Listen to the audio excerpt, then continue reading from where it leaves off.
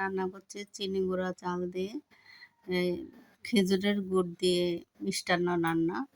তো প্রথমে আমি চালগুলোকে ফুটিয়ে নিয়েছি, তারপরে এখানে দিয়ে দেব আবার পরিমাণ মতো লবণ, তারপরে দিয়ে দিচ্ছি এখানে গুঁড়ো দুধ। গুঁড়ো দুধগুলো ভালোভাবে মিক্স করে নেব। দুধ না দিলেও চলে, তারপরও দিলে বেশি মজা হয়।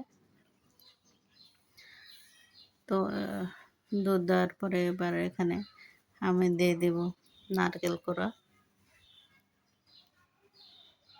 দুধগুলো ভালোভাবে মিশিয়ে দিচ্ছি।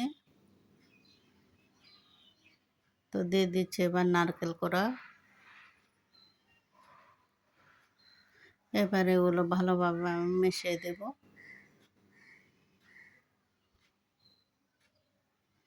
মিশিয়ে কিছুক্ষণ ফুটতে দেব। তারপরে এগুলো হচ্ছে খেজুরের গুড়। খেজুরের গুড়গুলো আমি এবার এখানে দিয়ে দিচ্ছি। খেজুরের গুড় দিয়ে রান্না করলে অনেকটা মনে হয় যেন খেজুরের রস দিয়ে রান্না করেছে। তো ঘন ঘন হয়ে গেলে এবার নামিয়ে ফেলবো। ধন্যবাদ সবাইকে।